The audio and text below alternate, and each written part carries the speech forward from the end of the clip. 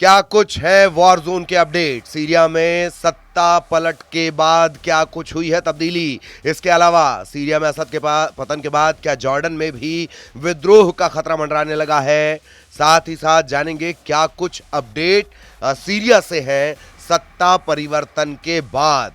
इधर रूस में बैठकर असद अपनी नाराजगी क्यों दिखा रहे हैं, और तुर्की तो बड़ा चालाक निकला, लेकिन एक बड़ा सवाल यह रहेगा कि क्या एर्दोआन यानी तुर्की अब जो मुस्लिम कंट्रीज हैं उनका नया मसीहा बनकर निकल आया है, नया खलीफा बनकर उभर रहा है।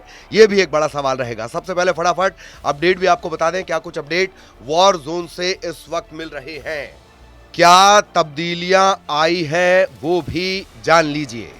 असद सरकार के जाने के बाद, बशर अल असद के जाने के बाद सीरिया में किस तरह की स्थितियां हैं वो आपको बता दें। 8 दिसंबर 2024 को दमिश्क पर विद्रोही गुट हयात तहरीर अल शाम HTS इसके कब्जे के बाद असद देश छोड़कर रूस चले गए हैं। सीरिया में सरकार है नहीं। अब जान लीजिए ट्रंप ने क्या कुछ कहा है कि तुर्की ने सीरिया में सत्ता परिवर्तन करवाया है, विस्तार से भी बताएंगे। संयुक्त राष्ट्र के विशेष दूत ने बैठक की है। विद्रोही नेता अहमद अल शरा ने दमिश्क में सीरिया के लिए संयुक्त राष्ट्र के विशेष दूत गिर पेडरसन के साथ एक बैठक की है। गोलान हाइट्स पर इजराइल की नजर लगातार बनी हुई है। इजराइल सरकार गोलान हाइट्स में बस्तियों के विस्तार की योजना को मंजूरी दे चुकी है। यह हमने आपको विस्तार से भी बताया है। डेमोग्राफी चेंज, रूस ने सीरिया के कुछ राजनयिकों को निकाल दिया है। इसके अलावा ब्रिटेन ने HTS के साथ राजनीतिक संपर्क स्थापित कर लिया है। ब्रिटेन की जो सरकार है वो तहरीर अल शाम, हयात तहरीर अल शाम, इसके साथ राजनयिक संपर्क बना रही है। इसके साथ ही सीरिया संकट का जो असर है वो हिजबुल्लाह पर भी है। हिजबुल्लाह के नेता नईम कासिम मान रहे हैं कि सीरिया में जो संघर्ष हुआ उसका असर उस मार्ग पर पड़ा है जिसके जरिए उनके हथियार पहुंचा करते थे। असद सरकार के पतन के बाद शनिवार को पहले टेलीविजन संबोधन में कासिम ने ये बात स्वीकार की है। इसके अलावा सीरिया के जो निष्कासित राष्ट्रपति हैं बशर अल असद, सोमवार को उन्होंने कहा कि सीरिया को छोड़कर वो जाना नहीं चाहते थे। देश छोड़ने की कोई योजना नहीं थी, वो लड़ना चाहते थे, लेकिन रूस ने उन्हें वहां से निकाल लिया। और सीरिया के हालात पर ईरान क्या कुछ कह रहा है। सीरिया में विद्रोही बलों के द्वारा बशर अल असद की सरकार को उखाड़ फेंके जाने के बाद ईरान ने कहा कि वर्तमान स्थिति में इस बारे में फैसला करना जल्दबाजी होगी। ईरान जोर दे रहा है कि तेहरान की चिंता केवल सीरिया या ईरान की नहीं है, बल्कि पूरे इलाके की स्थिरता और सुरक्षा को लेकर है।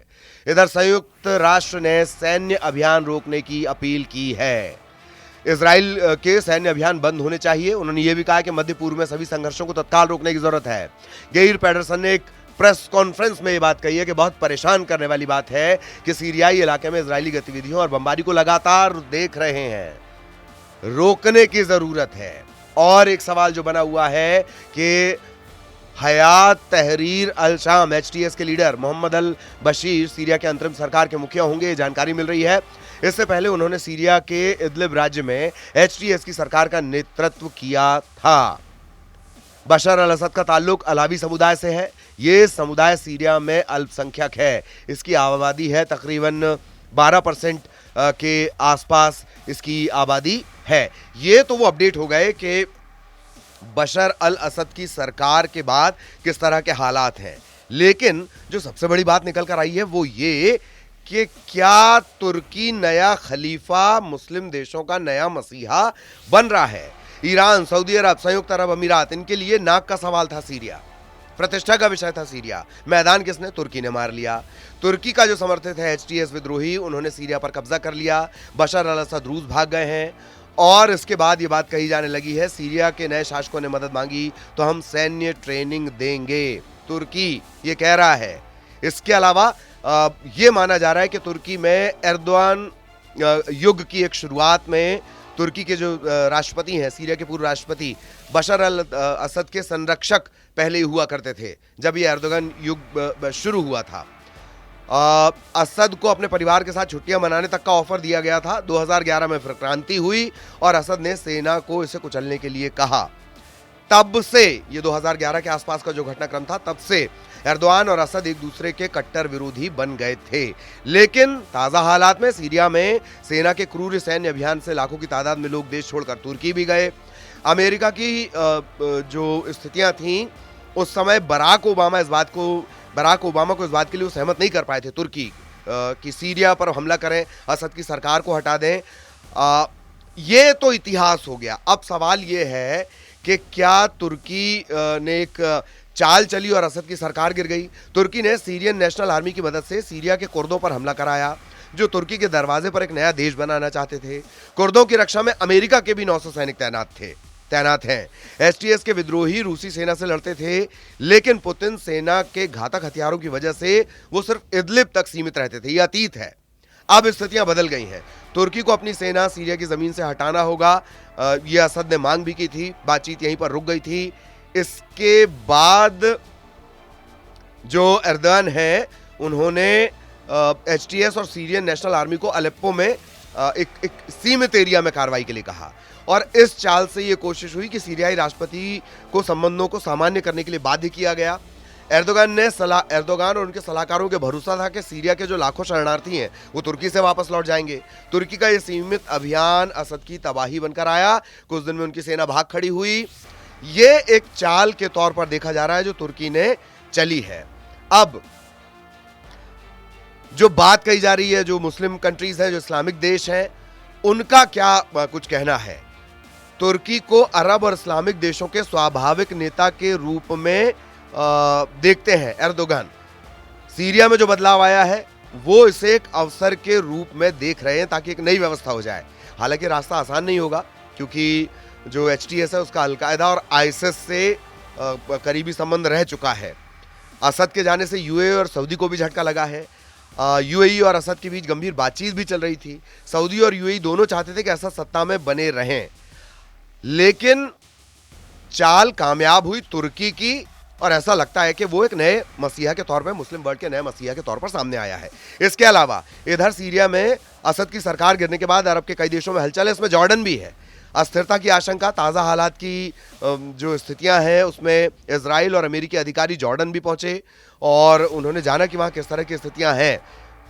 जॉर्डन पर इसलिए दुनिया का ध्यान ज्यादा है क्योंकि इजराइल के दो अहम अफसर शिन बेट और आईडीएफ मिलिट्री इंटेलिजेंस के जो अधिकारी हैं, श्लोमी बिंदर, वो जॉर्डन के दौरे पर पहुंचे और वहां की स्थितियां देखी। इजरायली मीडिया ये कह रही है कि जॉर्डन की राजशाही को अस्थिर करते हुए देश की जमीन का इस्तेमाल इजराइल के खिलाफ करने के लिए ईरान कोशिश कर सकता है। ऐसे में जॉर्डन किंग के सामने स्थिति को संभालने की चुनौती है। ईरान के मिसाइल हमले को रोकने में भी वो इजराइल की मदद कर चुके हैं। जॉर्डन की राजशाही पर अरब दुनिया की भी नजर रहती है, क्योंकि जो किंग हैं, जॉर्डन के जो किंग हैं, वो दरअसल अब्दुल्लाह पैगंबर मोहम्मद के वंश से आते हैं। यही वजह है। 1999 से जॉर्डन के राजा हैं अब्दुल्ला द्वितीय, और तकरीबन 25 साल से वो राज कर रहे हैं। 1999 से ही ये सिलसिला चला आ रहा है। अपने पिता के बाद हुसैन देश के शासक बने थे, और कुछ हफ्ते पहले ही उन्होंने अपने बड़े बेटे अब्दुल्लाह को अपना वारिस बनाया है। और पैगंबर मोहम्मद की, ये कहा जाता है कि पैगंबर मोहम्मद की 41वीं पीढ़ी के ये वंशज हैं। अब एक और बड़ा अपडेट असद के बारे में आपको दे दें।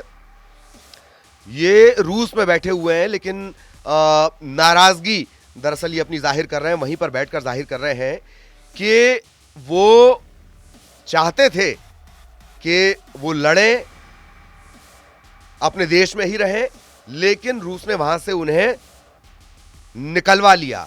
और यही वजह है कि अब वो अपनी नाराजगी और जो विद्रोही गुट हैं उनके खिलाफ लगातार बाहर से, यानी रशिया से, वो अपनी भड़ास एक तरह से निकाल रहे हैं। दमिश्क पर विद्रोहियों के कब्जे के बाद रूस की मदद से वो देश छोड़कर भागे थे।